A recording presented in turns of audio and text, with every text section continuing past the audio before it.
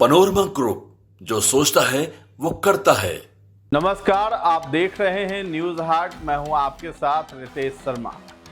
बिहार की राजनीति बेहद दिलचस्प मोड़ पर पहुंच गई है। कहानी इतनी इंटरेस्टिंग है कि आपको लगेगा कि मानो कोई फिल्म देख रहे हैं। मैं बिना वक्त बर्बाद किए हुए कहानी के मुख्य पात्रों पर आता हूं। सबसे पहले ये तस्वीर देखिए। ये तस्वीर तेजस्वी यादव के रथ की है, वही रथ जिसे वो बिहार अधिकार यात्रा के दौरान इस्तेमाल करते हैं। इस रथ के फ्रंट सीट पर एक शख्स बैठा है। उस शख्स का नाम है संजय यादव। अब संजय यादव को लेकर तेज प्रताप यादव ने क्या क्या नहीं कहा था, लेकिन तेज प्रताप यादव परिवार और पार्टी दोनों से बाहर हो गए हैं। लेकिन संजय यादव का कद बढ़ता गया। अब महाभारत का दूसरा अध्याय शुरू होता है। अब आप ये फेसबुक पोस्ट देखिए। किसी शख्स के फेसबुक पोस्ट को रोहिणी आचार्य ने शेयर किया और रोहिणी आचार्य ने संजय यादव पर कुछ गंभीर सवाल उठाए। सवाल यह है कि रथ के जिस अगली सीट पर तेजस्वी यादव या लालू प्रसाद यादव को होना चाहिए, उस पर संजय यादव बैठे क्या कर रहे हैं? कहीं ऐसा तो नहीं है इस संजय यादव की मंशा कुछ और हो?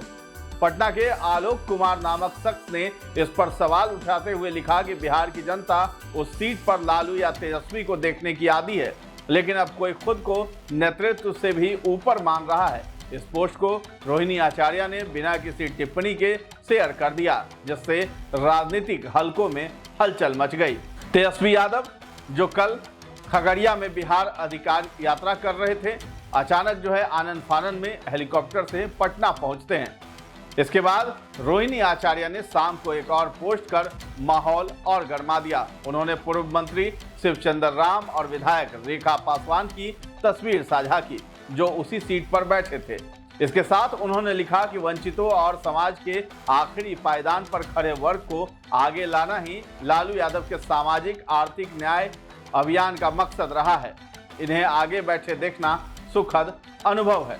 रोहिणी की इस पोस्ट को सीधा संदेश माना जा रहा है कि आरजेडी की राजनीति में वंचित वर्ग को प्राथमिकता मिले, न कि सलाहकारों को। गौरतलब है कि तेजस्वी के बड़े भाई तेज प्रताप यादव भी कई बार संजय यादव पर हमला कर चुके हैं। वो सीधे नाम नहीं लेते, लेकिन जयचंद कहकर इशारा करते हैं। अब रोहिणी के इस पोस्ट के बाद ये माना जा रहा है कि तेजस्वी यादव के दखल के बाद रोहिणी ने इस तरह का पोस्ट किया ताकि आगे चलकर कोई विवाद ना हो जाए।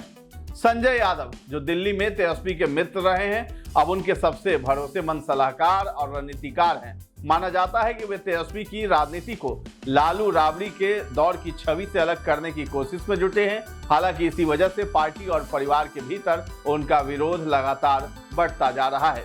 रोहिणी आचार्य लालू परिवार की ऐसी दूसरी सदस्य हैं जिन्होंने संजय यादव पर सवाल खड़े किए हैं। खबर तो ये भी है कि इस परिवार की तीसरी सदस्य यानी मीसा भारती भी संजय यादव को लेकर अनकंफर्टेबल फील करती हैं।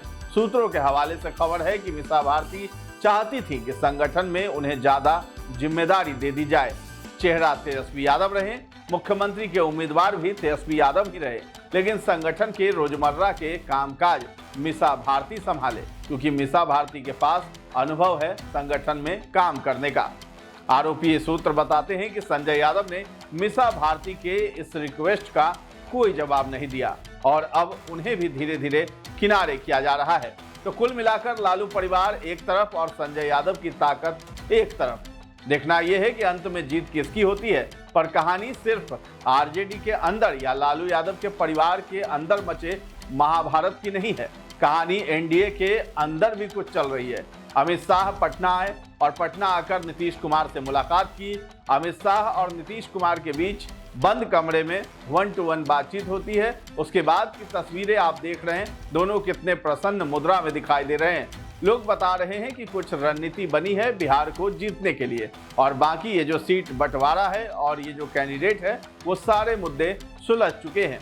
अमित शाह और नीतीश कुमार दोनों को ये पता है कि बिहार विधानसभा चुनाव के दौरान एनडीए का चेहरा तो मोदी और नीतीश ही होंगे और शोर तो विकास का ही होगा। बिहार को कहां से कहां तक ले गए, इस बात को बार बार कहा जाएगा। बिहार ब्रांड है और इस ब्रांड को बनाया है नीतीश कुमार ने। इस बात की गूंज सुनाई देगी जो भी काम किए गए हैं, चाहे सड़कों के मामले में और सफल आयोजन, खेल का हुआ है और नीतीश कुमार जो योजनाओं की झड़ी लगा रहे हैं उन्हीं सब पर चुनाव लड़े जाएंगे। तो नीतीश कुमार ने एक दिन पहले ही अपने फेसबुक पोस्ट के जरिए जानकारी दी कि बिहार के हर बेरोजगार युवाओं को 1,000 रुपए महीने दिए जाएंगे और 2 साल तक ये मिलता रहेगा। अगर आप बेरोजगार हैं तो ये कदम युवाओं के लिए था। महिलाओं के लिए वो कई योजनाओं की घोषणा कर ही चुके हैं, बुजुर्गों का पेंशन बढ़ा चुके हैं। कहने का मतलब ये है कि समाज का ऐसा कोई भी तबका नहीं है जिसके लिए नीतीश बाबू ने कुछ भी न किया हो। अब बारात में रूठे हुए फूफा की तरह कुछ लोग नाराज हैं और वो रहेंगे ही, क्योंकि अगर लोकतंत्र में हर आदमी समर्थक हो जाएगा तो चलेगा कैसे। बस नीतीश और मोदी को यह सुनिश्चित करना है कि बहुसंख्यक आबादी यानी अधिकांश आबादी एनडीए को वोट करे। तीसरी बड़ी और विस्फोटक खबर यह है कि सितंबर के लास्ट में यानी कि सितंबर के अंत में बिहार चुनाव के तारीखों का ऐलान कर दिया जाएगा। मोटा मोटी 1 महीने का समय मिलेगा चुनाव प्रचार के लिए और छठ के बाद यानी छठ के तुरंत बाद पहले चरण की वोटिंग होगी।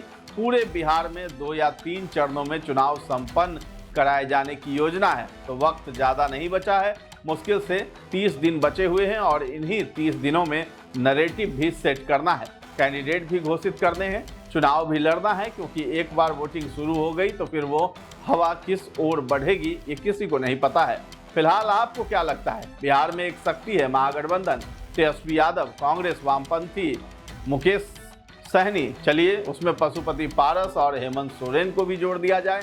दूसरी शक्ति है एनडीए, जिसमें नीतीश कुमार की जदयू, भारतीय जनता पार्टी, बीजेपी, उसके बाद उपेंद्र कुशवाहा की पार्टी, चिराग पासवान की पार्टी और मांझी की पार्टी। तीसरी शक्ति बनने का प्रयास कर रहे हैं प्रशांत किशोर, जो कह रहे हैं कि सभी 243 सीटों पर चुनाव लड़ेंगे। लेकिन प्रशांत किशोर के बारे में एक के बाद एक संजय जायसवाल जिस तरीके से खुलासे कर रहे हैं उससे उनके क्रेडिट पर, उनके साख पर कुछ न कुछ तो बट्टा लग ही रहा है। चलिए हम आपको छोड़ देते हैं। बिहार में इस बार किसकी सरकार बनेगी? प्रशांत किशोर किसका वोट ज़्यादा काटेंगे तो दोनों का, पर ज़्यादा किसका काटेंगे? तेजस्वी यादव मुख्यमंत्री बनेंगे या नहीं बनेंगे? कांग्रेस का रुख होगा, क्या वो तेजस्वी को मुख्यमंत्री बनने देगी? इन सवालों का जवाब आप हमें कमेंट सेक्शन में जाकर के जरूर बता सकते हैं। तो फिलहाल इस खबर में इतना ही है। न्यूज़ हाट के साथ बने रहें और अभी तक हमारे चैनल को आपने सब्सक्राइब नहीं किया है तो जरूर कर लें। धन्यवाद।